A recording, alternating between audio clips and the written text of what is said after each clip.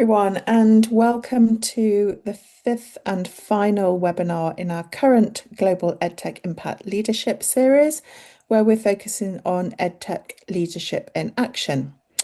If you've been following the series, you know that we are spotlighting transformative leadership in EdTech, sharing proven strategies, failures, and forward-thinking innovations that are shaping educational technology globally. Our final webinar in this series focuses on the BRILLA competition, which is a regional initiative that identifies and supports groundbreaking educational innovations across Latin America. We are very privileged today to be joined by John Wettack, the founder and board member of the RABAF Foundation, who funded the competition. We also have Kristina Cordero, who is a senior researcher at the ICEI, and we have members from the three winning teams with us talking about their experiences and about their EdTech solutions. So this really is a celebration webinar, and we hope very much that you'll enjoy it. We're going to start first with questions to John. So, John, could you please tell us a little bit more about the RABAF Foundation and why you launched the BRILLA competition? Yeah, of course. Thanks, Nicola, and thanks for having me here. Big thanks also to the team at Wicket for doing all the legwork on this competition. A lot of work went into this, and just want to say I appreciate all that. I do have a quick correction for you, Nicola. I'm not the founder of the foundation. That would be my grandfather. But I do run operations now. So, Well, I've just promoted you, so there you go. right. Yeah, So, so our foundation is called the Richard A. Busmeyer Atheist Foundation. Richard was my grandfather, and he started the foundation back in the 90s to essentially show people that you can be a good person and an atheist at the same time. And so our mission has moved around a little bit over the years. Right now, our focus is on innovation and education in Latin America. And so the BRILLA competition was set up with that exact mission to fund projects that are driving impact in Latin America through education. And so this is like I said, a new mission for us. The competition was really a way for us as a foundation to get our foot in the door, to meet some of the founders doing amazing stuff, to meet other investors, and to try to start building our network. And I think it's been a good success. I met Natalia, I think about 2.5 years ago now, and she was the one who initially suggested this idea. So it was very great to see it come to fruition. And thanks again to everybody for all the work behind it. it is indeed a really great competition and innovation, and hopefully it has been a success as well that we'll hear about today. Could you tell us, John, what you're hoping the BRILLA competition will achieve for education and innovation technology innovation across the region? What was it that you were really wanting to do with this competition? Yeah, great question. I think I'll start by saying what was our goal for for the competition, meaning as a foundation. Like I mentioned, we wanted to get our foot in the door, make connections, meet some startup founders, start to build a network. And so we set the competition up as a way to do that. And obviously, there's objectives of the competition itself. I think we were very intentional about putting in metrics, including mentorships, not only for the winners, but also for the finalists, so that these companies could advance and hopefully drive some of the impact that our mission is reliant on. I think one of the intentionalities of the competition was to give large amounts to a few winners and really try to push those companies forward quite a long ways so that they can actually get to impact. So that's something we can kind of have a conversation about is what's better? Is it better to give a small amount to a lot of people or a large amount to a few people? And I think that's still a living argument. I don't think it's ever going to be decided probably because there's always outliers in either scenario. But we decided to give a lot to a few, and I'm excited to see how the three companies that are on the call today have progressed since the closing of the competition in July, and hopefully how they will continue to progress and drive impact into the coming years. That's great, John. And as you say, it is a dilemma, isn't it, for any funder to know which way to go. So maybe we'll pick up on that towards the end of the webinar if there's time. Um, whilst we've got you, could you share some of the lessons that you've learned from the competition about supporting EdTech innovators across Latin America? What are the things that have really struck you as you've progressed through the competition that you didn't know beforehand? Good question. Everything is stuff I've learned. It's been a great learning experience. Not only being involved in the setup of the competition, kind of this decision making on how to structure it, but also seeing the pitches was very informative, very eye-opening. I came away wishing we could have given money and supported more of the companies that were involved because there was a lot of great companies that didn't actually win. Not to say that the winners weren't well deserved. I think they all were. The judges did a great job. But there's a lot going on. I think on one hand, it was great to see that there is a lot going on. And on the other hand, it's concerning and motivating to see that education and ed tech in Latin America, I think, is still falling behind. I think we still need more investors. We need more of a community. We need more eyes on this problem and on the innovations that are going on because it's an underserved market. And from an from an investor standpoint, that's actually quite interesting. We talk a lot about in investing, like how much you get for your investment. And if you look at investments in the US, specifically in San Francisco, you have a ton of venture capital, a ton of investment, and really high valuations for, a few companies. And so when you bet on those companies, they have, roughly the same risk profile, but you don't get very much for your investment. You don't get a lot of impact, you don't get a lot of return.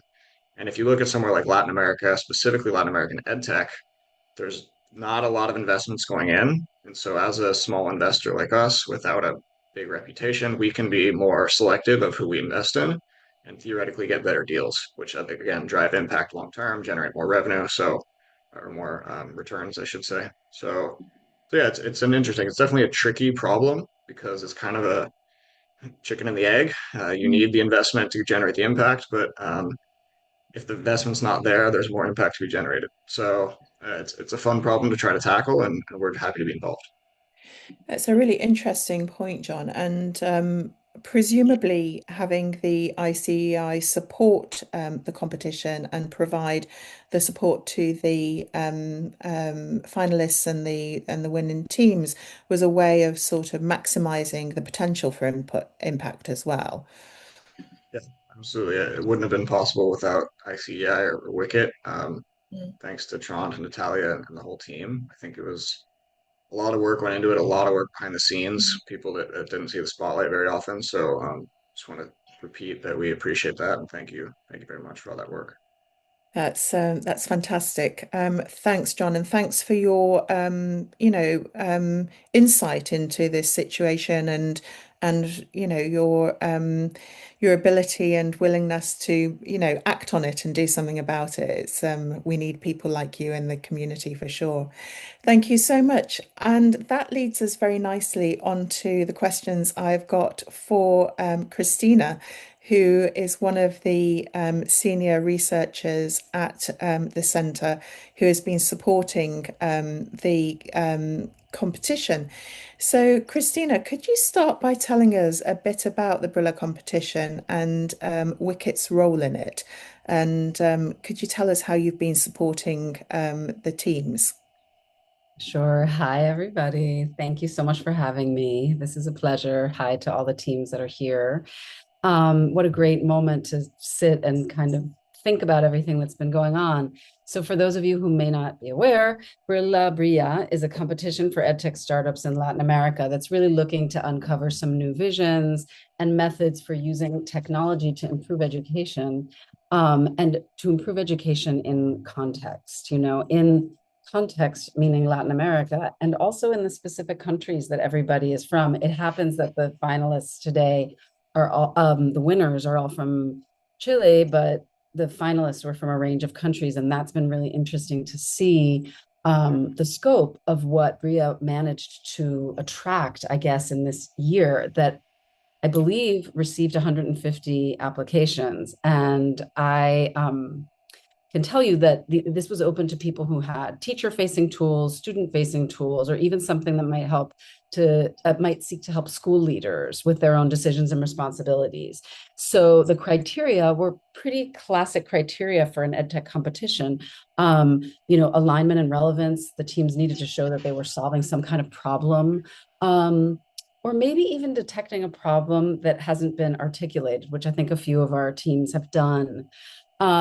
Team capacity, innovation and quality, how their solutions are aligned with best practices was a big aspect of what the judges were looking for, and impact and evidence. So I think the judges were hoping to see maybe the seeds of impact and evidence, because part of what I think the DNA of the BRILLA competition was actually to select winners and help them build their evidence process. So I don't think necessarily everybody was expected to have done tons of studies already. The other aspects were the market validation and sustainability and ethics. And so we got lots and lots of applications, 10 finalists from all over Latin America, from Mexico, from Colombia, from Brazil. And the three winners that you have here, who I believe will go into greater detail, are Umáximo, which is a K to 12, as we say in the United States, age 6 to 18 platform, cross-curricular subjects supporting students with adaptive learning. And we have MÜUD, which is an innovative socio-emotional tool that is a delicate and interesting tool right now, especially in the Latin American context, where there's a lot of concern around safety and mental health for the students. And then finally, Swarmob, which is a project-based learning platform that supports a really new way of doing things, and that project-based learning has begun to take off in Latin America in an interesting way. So all these three projects have lots to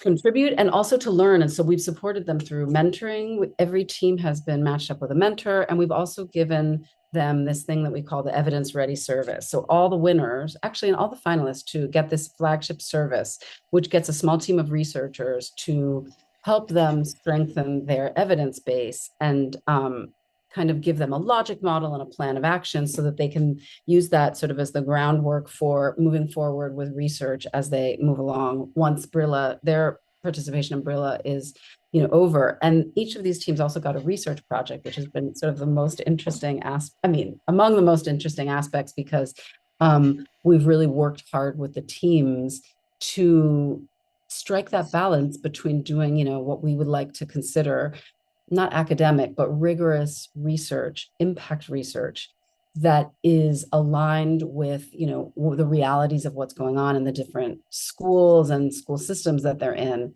And that has been, a roller coaster, but it's a roller coaster that you have to go on if you want to, get the prize at the end. So anyway, that's what we've all done. And each team is at a different phase of working on their research projects, which should all wrap up kind of in early 2026.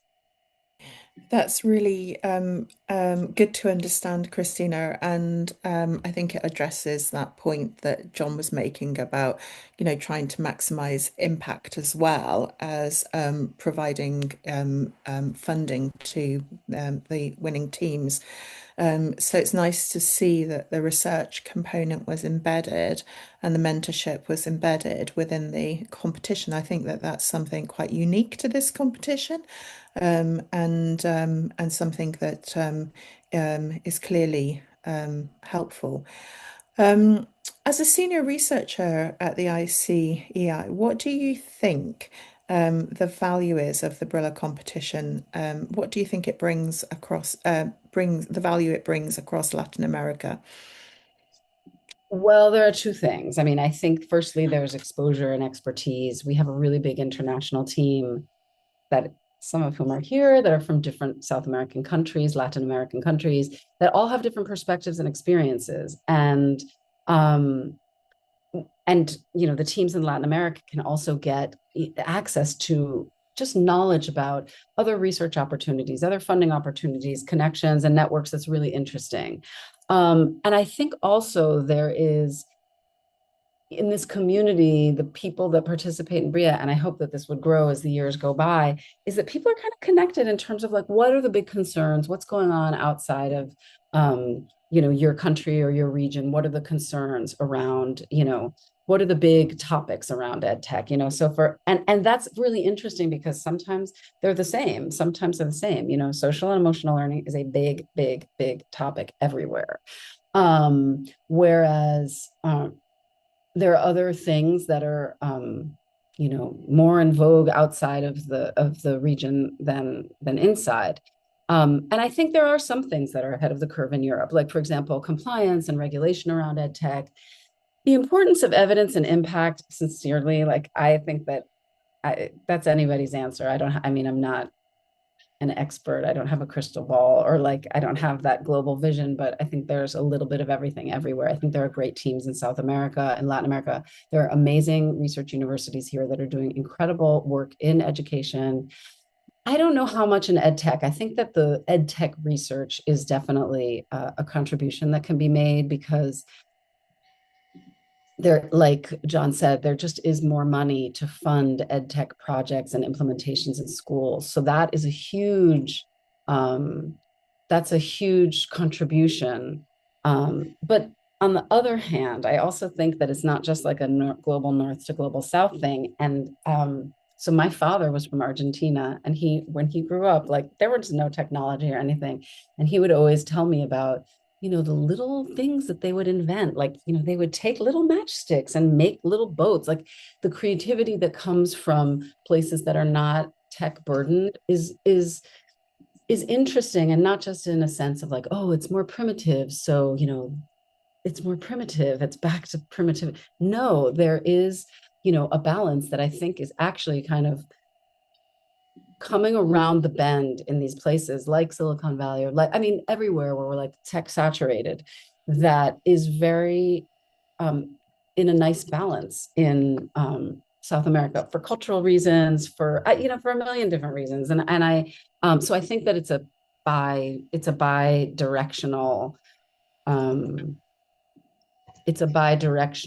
sharing that can come out of this.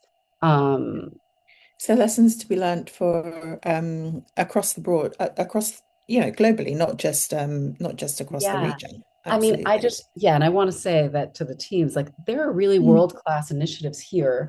And that's why I think, for the foundation to have mm, come in here to take a look at it is really just an amazing, amazing effort. And to visibilize these teams that, are working really hard on their projects and their products and want to reach a wider audience. So I think that's really mm, great. So, and I like mm, to see that, mm, countries all over the world can have something innovative to contribute. mm, mm. That's great, Christina. Thank you.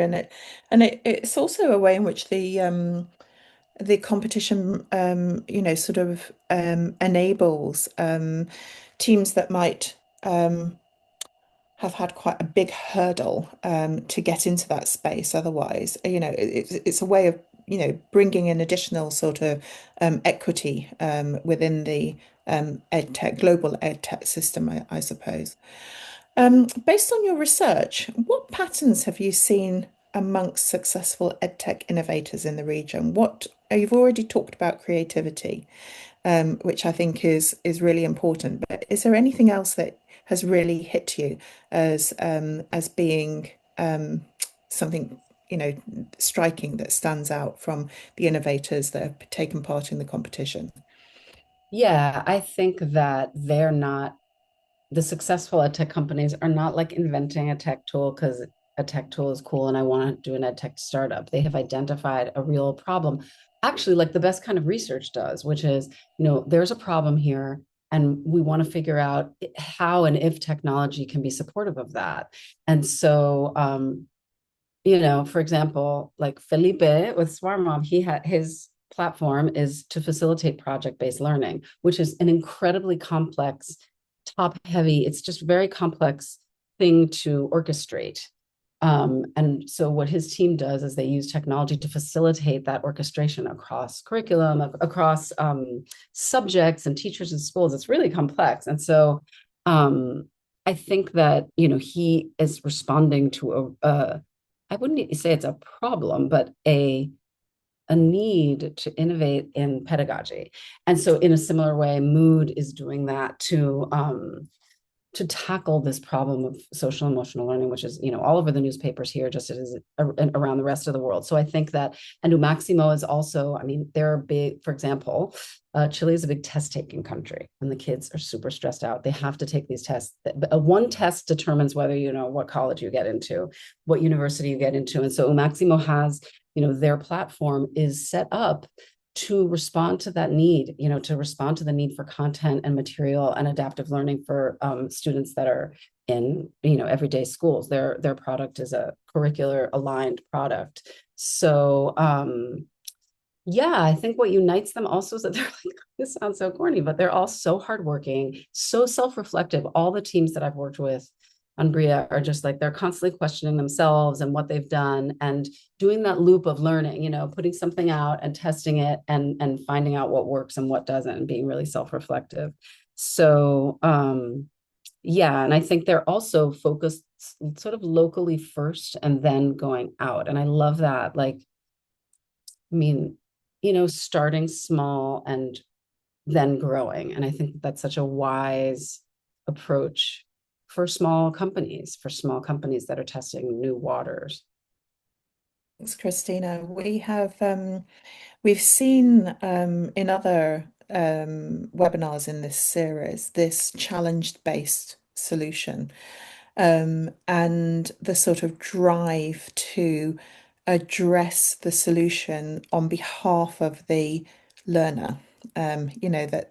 We've seen this coming through as a sort of leadership quality where these solutions are being developed directly for the learners in mind. And that drive, that energy is continued because those organizations are serving the learner. And I think it's something that is quite striking about the organizations that we've spotlighted in the series so far. But that brings us on to a fantastic point to go on to our winning teams. And we're gonna, so thank you, that set that up beautifully. So we're going to hear now from Melania, Juan, and Felipe, who were the three winning organizations. And we're going to start with Melania. I asked each of the winning teams the same three questions that they're going to address. And I know that they've each got some presentations. And the questions were, what problem in your community inspired you to build your EdTech solution? So that challenge-based perspective that Kristina was just talking about. And how did you decide that technology was the best tool to address it? How did participating in the BRILLA competition change your ability to expand your impact? And the final question I asked the teams to address was, what advice would you give to other EdTech innovators who feel their ideas are too small, too local, or too early to gain support? So really addressing that last point that Kristina raised. Melania, can you tell us about your organization and your responses to those questions, please? Thank you. Yes, of course. I'm just gonna quickly share my screen. Are you able to see the slides? We can, Great. thank you. Well, thank you for having me. I am the co-founder of MÜUD, and it's truly an honor to be here representing one of the BRILLA finalists and to share what we've learned while building an EdTech solution born in Latin America for Latin America. So, regarding your questions at MÜUD, our mission is simple: turning emotional insight into early support for students. So the problem that inspires is something I believe many of us in the region have seen. Students struggling silently, teachers overwhelmed, and schools lacking the tools to intervene in time. And for us, the big question was, how can a school support a student if it doesn't know what they're experiencing until it's too late? And that's where our journey began. And this slide shows the reality where we are seeing across Chile and the region. 1 in 4 students show symptoms of anxiety or depression. Over 70% of bullying cases go undetected by school staff. And we have chronic absenteeism, and the school cancel ratio is impossible with over 400 students only for one counselor. And these numbers are not just statistics. They represent students who are navigating big emotions alone, and teachers and schools simply cannot respond fast enough with the systems they have today. So MÜUD was created to make the invisible visible in kind of a way. So we give students a simple, safe space to express how they feel every day. And we give schools real-time emotional insights that allow them to act early before problems even escalate. And instead of relying on annual surveys, which it's happening in a lot of schools right now, we bring schools closer to students' emotional well-being every single day. And how do we do this? Well, for students, MÜUD is a micro moment in their day where they pause, reflect, and name what they're experiencing. And they complete a daily emotional check-in. And if they choose, they can write in a private reflection space that helps them build emotional awareness and self-regulation skills. So this practice alone helps them feel seen, supported, and more connected to their own emotions, which is something that we're proving right now with the research side of BRILLA. And for schools, the impact is immediate. They receive real-time emotional alerts when a student is struggling, and the platform also recommends next steps, whether that's checking in with the student, involving a counselor, or sharing a resource. And this shifts schools from reactive crisis management to proactive early intervention, which is the most important thing about MÜUD.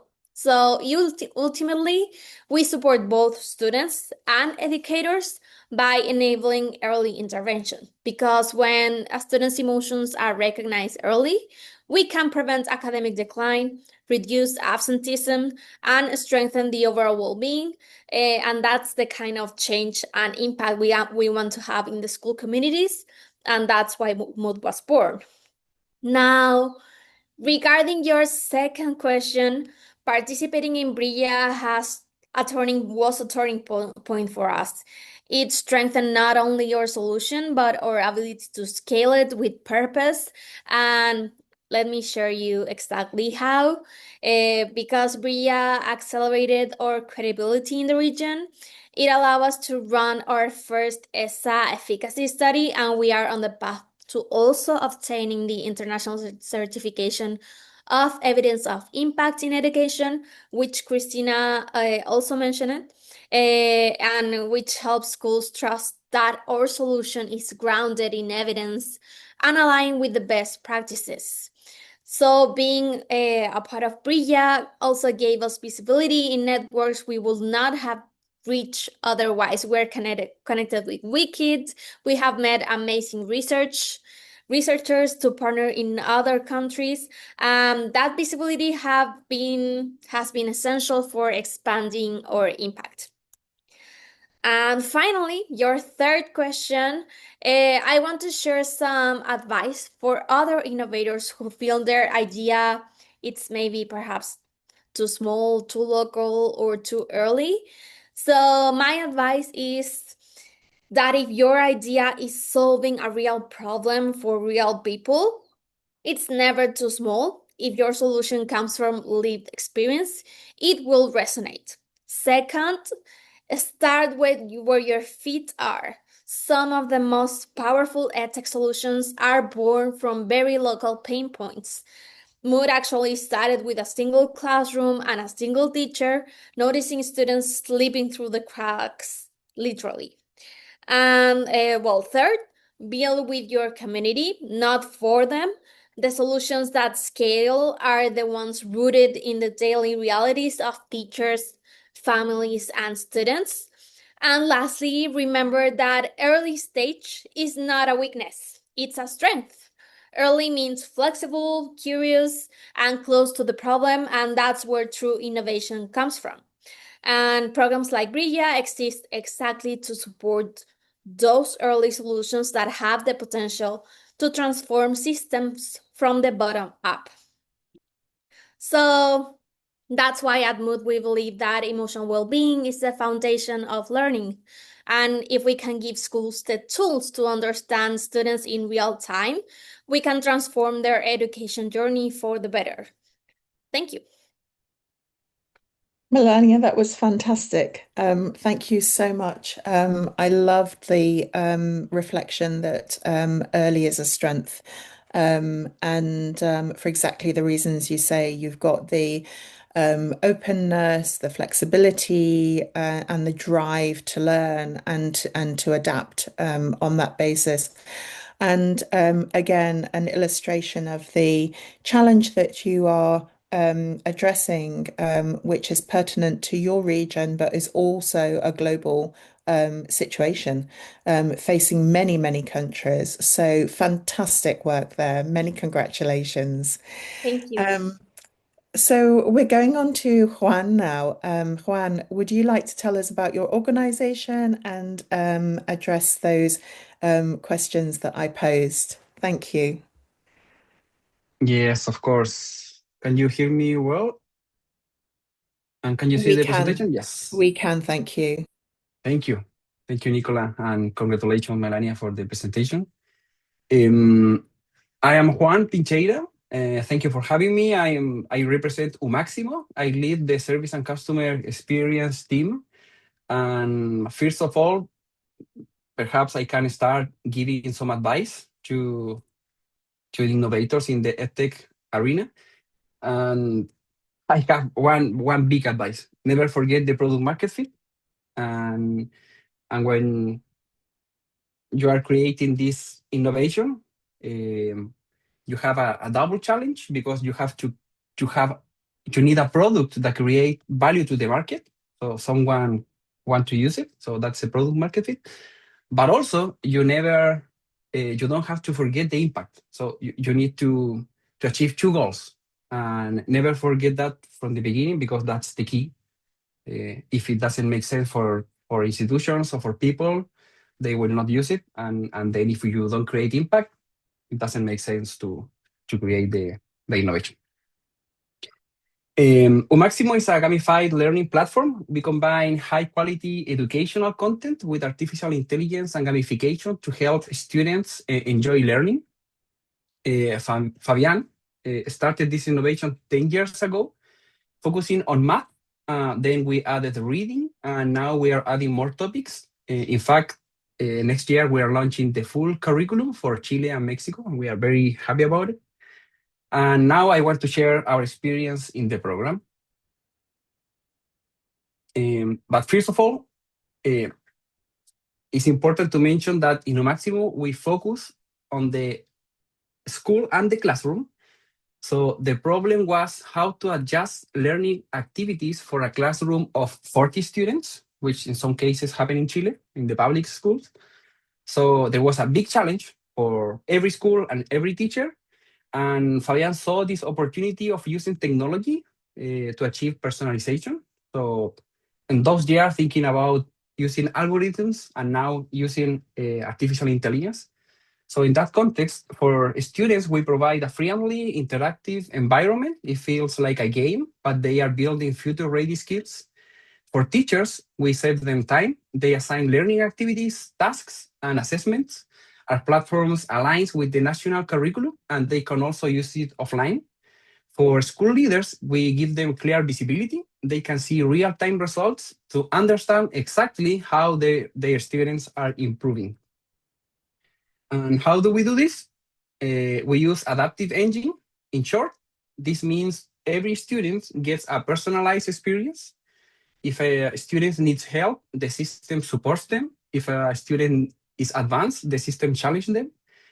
And we combine this technology with gamification. This keeps students engaged and motivated to develop their skills. Behind the technology and artificial intelligence, there is a human intelligence, of course. We are a team of 19 passionate professionals. We come from different backgrounds: software, pedagogy, sales, customer service, design, and finance. And we all share one goal: to improve education in Latin America. And this brings me to our experience with the program. The process was just as important as the work. I want to say a special thank you to Kristina, Natalia, and Sandro. Their mentorship has been excellent. They helped us achieve our first external certification, but they also guided us to identify new opportunities to improve our impact and value proposition. And you can see here in the slide, we are proud to share that this year we achieved the bronze level efficacy certification. It's a key milestone, and the program made it possible. And for 2026, we are aiming higher. We are starting a new impact assessment study in Mexico and Chile, so we expect to improve our certification level even more. As part of the leadership team in Umáximo, I have to say that talking to experts who share their honest opinion is always valuable. Every meeting gave us new ideas. And thanks to that, now we have new perspectives. Building the logic model showed us exactly where we can improve. We also advance in the ethical dimension of how we manage data. And this certification is a valuable reputational asset. It tells schools and families that Umáximo is a serious evidence-based solution.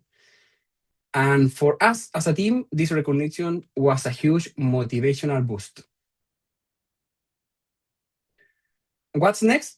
This learning builds upon our experience working with both private and public schools.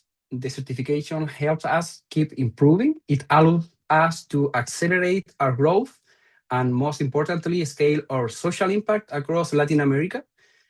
I think that we are now more ready than ever to support the students who need it the most.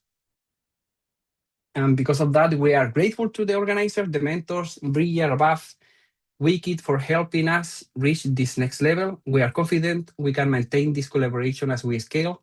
Together, we can improve the life of thousands of children across our continent. Thank you for listening. Juan, thank you so much. Really, really interesting. I love the education ecosystem approach that you've taken, working with students, teachers, and school leaders. And something that you have that MÜUD also had was that real-time results and information. And I think that that's really interesting because it's a way of increasing the adaptive agility within education systems, so something that Melania stressed as well, rather than waiting until, we get term results or year results. These educational technologies can they're a real enabler for school leaders and for teachers in terms of understanding what's going on and being responsive. So really, really interesting. Thank you so much. And it's great that you found the research and the recognition to be a motivator. As a researcher, that's a wonderful thing to hear. On to our last finalist, Felipe. Would you like to show us how your organization addresses the solution you are facing and answers the questions I asked? Thanks, Felipe. Yes. Hello. Thank you so much. Let me share my screen here. Thank you for having us today here, Nicole, and all the team. Can you see the presentation now? We can, thank you, and we can hear you. Yeah. Awesome. I'll start. Well, my name is Felipe. I'm co-founder and the CEO of Swarmob. This is a learning management system to organize project-based learning in all their variations. So we are, first of all, very grateful for all this process. We have learned a lot with all the partners involved, from Wikid, from special thanks for RABAF. We have not talked with John so much, but I know that his intention is very valuable for the region. So nice to be here also for that. Well, to answer the first question, what's the problem that we are facing? We notice that students face a complex future with social and environmental challenges, and also workforce transformation, significant workforce transformations. In Latin America, there is a shortage of job skills. Around 71% of companies cannot find candidates with the correct skills for their jobs. And also, as Economic Forum said, there are an increasingly demand of analytical thinking, resilience, leadership, and creativity skills, along with technological skills. So we are facing the challenge to prepare students for the future with the correct skills that the market is needing. So one way to prepare students for this future is to foster 21st century skills through project-based methodologies like project-based learning, challenge-based learning, inquiry-based learning, and other more. But the challenge that we have seen in the communities here in Latin America is that the adoption is not being systematical, and the classroom remains flat. Teachers has a lot of challenge to adopt these active learning methodologies, but the main challenge here is from the leadership. We notice that the institutional change management is a really hard thing to do. We have different dimensions like the interdisciplinary planning and coordination that is changing between the teachers when they collaborate in these interdisciplinary activities. Also, how to manage a collaborative and autonomous classroom. The culture is changing, and teachers are not being able to deal with this new form of learning and teaching. And also formative assessment and curriculum coverage. How can we work with these project-based methodologies when we have to work with the formal curriculum from the system, from the official system? How can we match both paradigms? Well, these are as we have seen, these are mainly challenge in process organization and communication between all the actors involved. So here technology seems to be a key opportunity to address these difficulties. And that's why we create Swarmob, that is a system for agile and effective management of network project-based learning. And we use the term network because beyond helping to implement project-based learning, we have the vision to connect students from different parts of the world. So our system permits for students to share their projects and also the challenge, the sustainability challenge that they are addressing from their own local communities. So they make an impact in their territories, but also share these learnings with students from other places. So in this way, we are developing a global citizenship ability. But also there is a challenge to help schools manage the innovation from the inside. So for this, our system has users for teachers, students, and principals, and even more than principals, ecosystem leaders who manage sometimes networks of schools. So the idea is that everyone involved has a clear conscious about what is happening in the process of changing the culture methodology of teaching and learning. So teachers can design and implement interdisciplinary projects. Students can have and support to for the execution of the project, and also for teamwork in an autonomous way. And principals can monitoring results and also manage the change of the culture in the system. This is a process that takes like around 2 years for a milestone, for a significant milestone, but we are working step by step. The system also has 21st century skills measurement system that we created. And this is important because it was part of the BRILLA process.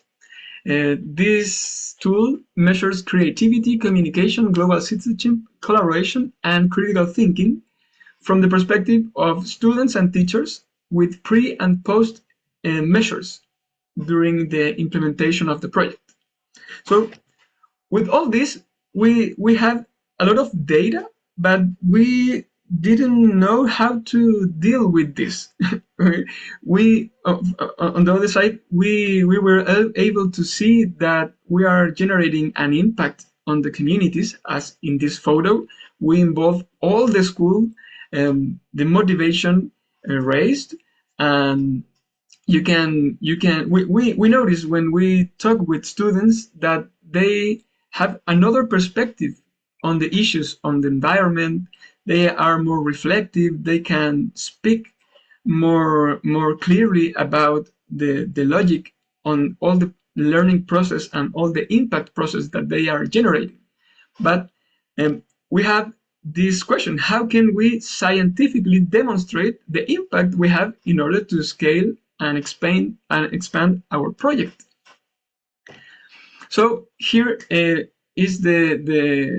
here appears the BRILLA competition, which means a perfect fit with our question. So we found that BRILLA has involved a comprehensive support system to strengthen evidence capacity.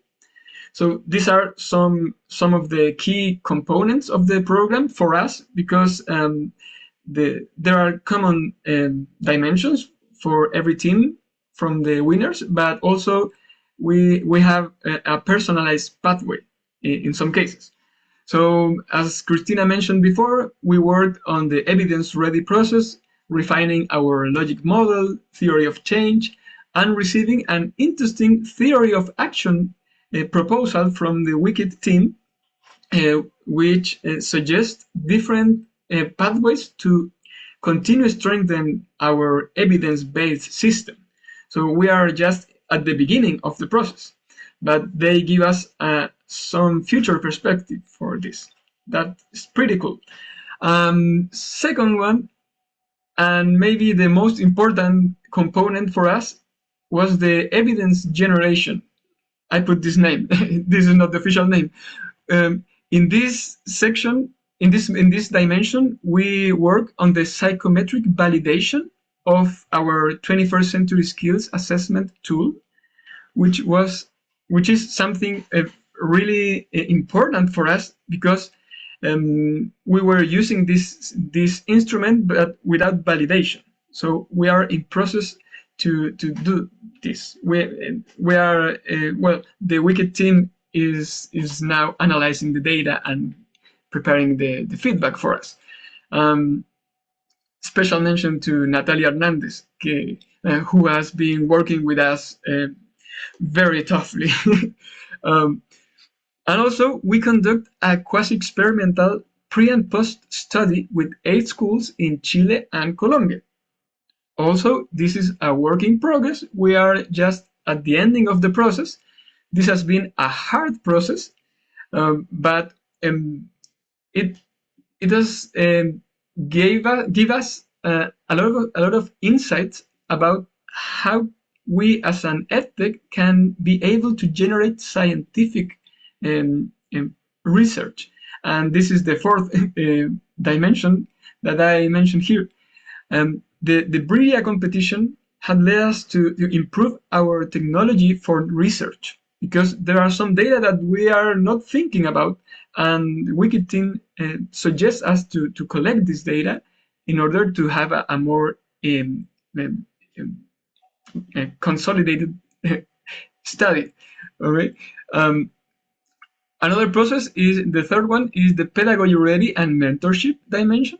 Here we have expert analysis of usability and relevance for pedagogical effectiveness, conducted by a professional and expert teacher who review our system with a lot of detail and give us feedback for improvement for the future. And also the mentorship help us to expand some opportunities in the commercial side, specifically in Colombia. We are working in that now, and they are giving us also feedback to improve our business model for public expansion in the Colombian system. And last one, we made some integration with AI, so for the process to enhance the design process by the side of teachers, which is pretty cool. And all this will conduct two certifications. We have two certifications now from EduEvidence, which are the partners from Wikit. We have the equity and efficacy bronze certifications, and other ones, I hope, incoming after this process of the study. Okay, the last thing, my recommendations for other edtechs. First one, I suggest to define expected impact and indicators. And second, enable systems to collect that data. And the third moment I suggest is to seek research partnerships, because it is really difficult to conduct some evidence-based research by your own. It is really important to have partners from the academy to put their expert knowledge from their side. And in this way, the BRILLA competition is a really good opportunity to do that. So my suggestion for the edtechs that are going to apply for the next generation of BRILLA is to plan to allocate significant internal time over a concentrated period, because this is a really hard process with really satisfying results. But you have to be really focused on this process to have the good results that you are expecting to have. So these are more specific suggestions on the side of the evidence-based work.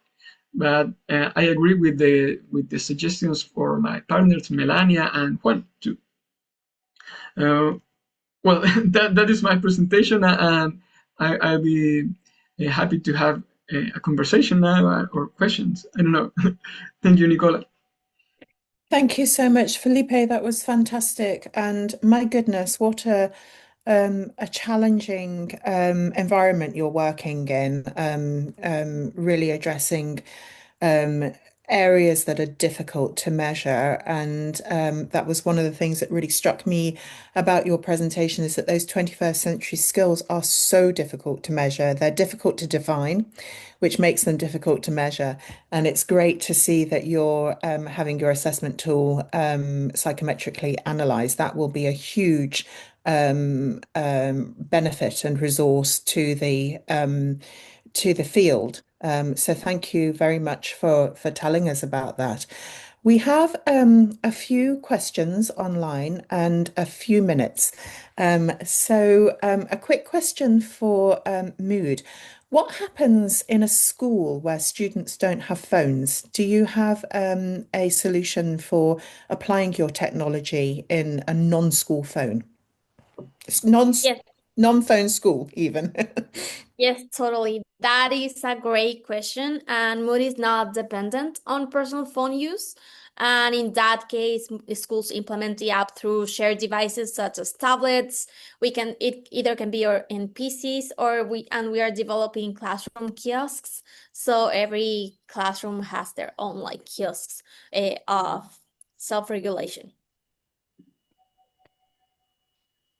Thank you. And it's great to see that there are considerations for students that don't have the phones and the technology that it's derived for. So it is a way of enabling students from different walks of life to be able to engage with your technology. Thank you so much for that. So if John is online with us, I know John might have had to hop offline, but if he's still online, John, could you say a little bit more about the RABAF portfolio? And there's also a question, when is the application deadline for BRILLA 2026? I don't know if there is a BRILLA 2026, but if you could tell us a little bit more about your portfolio, that would be really appreciated. Thank you. Yeah, sure. Like I said, this new mission for us is still being developed, and so this year was, or I should say, yeah, 2025 was kind of our first active year investing and doing quite a bit of grant making. So this competition being part of that, we did about 7 grants into different Latin America foundations, startup competitions, and we're trying. Actually, the reason I'm off video is I'm going through legal diligence on a couple investments we're trying to get out before the end of the year. So it's crunch time for me. But those are companies. One's a U.S. company, one's a company in Haiti, where we're also looking at a company in Chile and a company in Brazil. So these are companies that are driving impact in education. They're fairly far along. A couple of them are break even, and they're looking at scaling out. So the 2026, I think, will really be the year when we start investing in companies and putting money to work as what's called a PRI, or a program related investment, which is a vehicle that allows a foundation like us to invest in a for-profit private company as long as it's mission aligned, and there's some extra diligence that goes along with that. But yeah, 2025 was really kind of a research year, get our feet under us, get the network built, and then 2026 we'll start to deploy more capital. Does that answer the question? That's great, John. Thank you. That's great. And somebody was asking for your website, which I'm sure we can provide through chat. RABAF.org. Yeah, rabaf.org. Lovely. Thank you. So one last quick question before I hand over to Natalia for a note about next year. And this is to Felipe. Felipe, can you let us know if your 21st century skills are updated in line with generative AI? Good question. I think yes, because in this moment we are measuring more general skills like communication, creativity, collaboration, and the context in which this tool is applied can be even without technology in the process. So this is a complement for the digital or the technological skills. By the way, we are in process of create an additional dimension for the tool related specifically with digital culture. But right now, this is my perspective. the instrument has a good fit with this context that we are facing now. We need that students have the ability to communicate each other, to collaborate, to have a creative thinking. And it is really important. This is a tool that need the critical approach from the teacher's side. So this has to be a joint effort to deal with this context of AI.